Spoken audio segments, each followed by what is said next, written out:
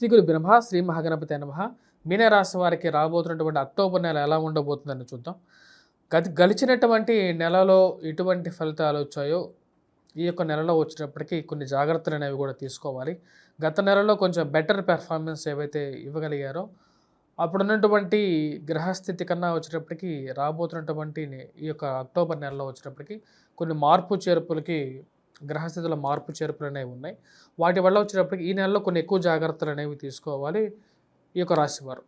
దీనిలో ముఖ్యమైనది వచ్చేటప్పటికి ఉద్యోగపరంగా ఎలా ఉండబోతుంది ఈ నెల అనేది చూద్దాం. ఈ నెలలో మనం గమనించినట్లయితే ఈ రాశి వారికి ఉద్యోగపరంగా వచ్చేటప్పటికి అధికమైనటువంటి ఖర్చు అనేది ఎక్కువగా ఉంటుంది.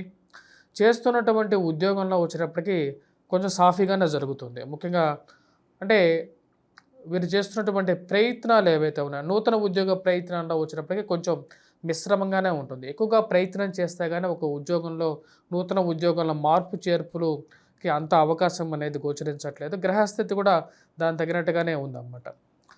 కానీ కొద్దిగా ఎక్కువ ప్రెజర్ అనేది ఎక్కువగా ఉంది. ముఖ్యంగా ఈ యొక్క రాశి వారు మనం గమనించినట్లయితే ప్రెజర్ ఉద్యోగ పరంగాను వర్క్ ప్రెజర్ అనేది కొద్దిగా ఎక్కువగా ఉండే విధంగా ఉంది. మరియు అదేవిధంగా ఆరోగ్యపరంగా కూడా జ్వరపీడత్వం అనేది ఎక్కువగా జరిగే విధంగా ఉంది. ఈ ప్రెజర్ రిలీఫ్ అనేది ఈ కొన్ని నెలలో ఎక్కువగా దొరికే విధంగా లేదు. కానీ ఫైనాన్షియల్గా మటుకు కొద్దిగా మూమెంట్ అనేది ఉంటుంది. అష్టమంలో ఉన్నటువంటి శుక్రుడి యొక్క దృష్టి అంటే భాగ్యస్థానంలో శుక్రుడు అంత యోగించకపోయినప్పటికీ అష్టమంలో ఉన్నటువంటి శుక్రుడి యొక్క దృష్టి ధనస్థానం మీద ఉన్నప్పుడు అది అనుకూలంగా ఉంటుంది. అది ఇనీషియల్గానే ఫస్ట్ 10 డేస్ 15 డేస్లో కొంచెం అనుకూలంగా ఉంటుంది. సమయానికి డబ్బు రావటం, అదేవిధంగా ఆ ఖర్చు కూడా అవుతుంది. కానీ తీసుకోవాల్సినటువంటి నిర్ణయాలు కొన్ని ఏవైతే ఉన్నాయో వాటిలో ఎక్కువ డిలే అనేది జరుగుతూ ఉంటుంది. సమయానికి నిర్ణయం తీసుకోలేకపోవటం, వాటి వల్ల కొంచెం లాస్ అవ్వటం అనేది కూడా మీరు ఈ యొక్క నెలలో చూస్తారు. వైవాహిక జీవితంలో భార్యాభర్తలు ఇద్దరూ కలిసి ఒక నిర్ణయం తీసుకోవాలి. మరియు అదేవిధంగా మీ యొక్క కోపాన్ని తగ్గించుకోండి. ఎందుకంటే ఎదుటివారు మీరు ఎలా మాట్లాడుతున్నారు అనే దాన్ని బట్టి వాళ్ళ రిసీవింగ్ అనేది ఉంటుంది. కాబట్టి మీరు మీ యొక్క వైవాహిక జీవితంలో భార్య మీద కానీ భర్త మీద కానీ మీరు మాట్లాడేటప్పుడు కొంచెం కోపాన్ని తగ్గించుకొని మాట్లాడితే అది ఎదుటివారిని ఎక్కువగా కించపరచకుండా ఉన్నట్లయితే అది పాజిటివ్ అట్మాస్ఫియర్ క్రియేట్ చేస్తుంది. ఉద్యోగపరంగా సామాన్యమైనటువంటి ఫలితాన్ని ఎలాగైతే ఉందో స్థితి అదే విధంగా కొనసాగుతుంది. మరియు అదేవిధంగా వచ్చేటప్పటికి ఖర్చు విషయంలో కొంచెం ఆచితూచి వ్యవహరించాలి ఈ రాశివారు. వ్యాపార పరంగా వచ్చేటప్పటికి నూతన వ్యాపార ప్రయత్నాలకి ఇది అంత మంచి సమయం కాదు. ఎందుకంటే ఈ రాశి వారికి వచ్చేటప్పటికి గ్రహస్థితి అంటే కుజుడు చతుర్థంలో ఉన్నాడు, 21వ తారీఖున పంచమంలోకి మారబోతున్నాడు. అది అంత అనుకూలమైనటువంటి స్థానం కాదు. వ్యాపారంలో కానీ స్టాక్ మార్కెట్లో కానీ ఇన్వెస్ట్మెంట్స్ అనేవి పరంగా కొన్ని జాగ్రత్తలు తీసుకోవాలి. స్పెక్యులేషన్స్లో ఇన్వెస్ట్మెంట్స్ విషయంలో జాగ్రత్తగా ఉండండి. అంత అనుకూలమైనటువంటి సమయం కాదు. హెవీ అమౌంట్స్ మార్కెట్లో ఇన్వెస్ట్మెంట్ చేసేటప్పుడు మీ యొక్క స్వజాతకాన్ని పరిశీలించుకున్న తర్వాతే ముందుకు వెళ్ళండి. వ్యాపార పరంగా మీరు చేసేటువంటి నూతన వ్యాపార ఎక్స్పాన్షన్స్ కానీ చేసేటప్పుడు కూడా ఇది అంత మంచి సమయం కాదు. కాబట్టి కొంచెం మీ స్వజాతకంలో కొంచెం అనుకూలమైనటువంటి సమయం ఉంటే అప్పుడు ముందుకు వెళ్ళటానికి నిర్ణయం తీసుకోండి. లేకుండా ఉంటే ఇది గోచర రీత్యా ఈ యొక్క రాశి వారికి అంత అనుకూలమైనటువంటి సమయంగా గోచరించట్లేదు. మరియు అదేవిధంగా ఈ యొక్క రాశిలో ఉన్నటువంటి వారికి ముఖ్యంగా వచ్చినప్పటికీ రక్షణ రంగంలో పనిచేస్తున్నటువంటి వారు, మరి అదేవిధంగా ప్రింట్ అండ్ ఎలక్ట్రానికల్ రంగం మీడియాలో ఉన్నటువంటి వారికి కూడా, ఫార్మాస్యూటికల్ రంగంలో ఉన్నటువంటి వారు, సాఫ్ట్వేర్ వాళ్ళకు కూడా అంత అనుకూలమైనటువంటి సమయంగా గోచరించట్లేదు.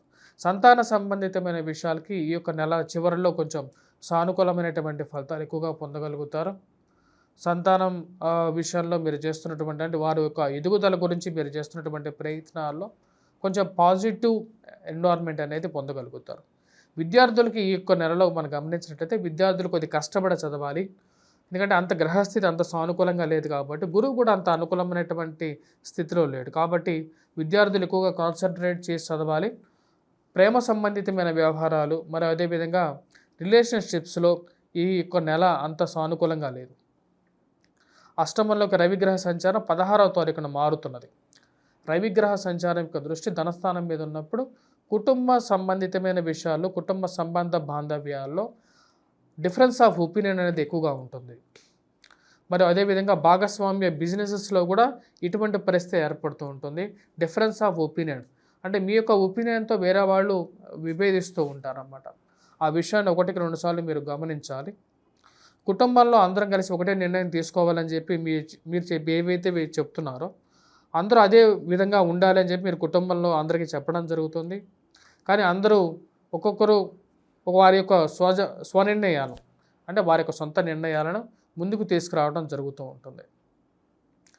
అప్పుడు అది మీకు కొంచెం డిఫరెన్స్ అనిపించడం, అది మానసికంగా కూడా కొంచెం డిఫరెంట్గా అనిపిస్తూ ఉంటుంది.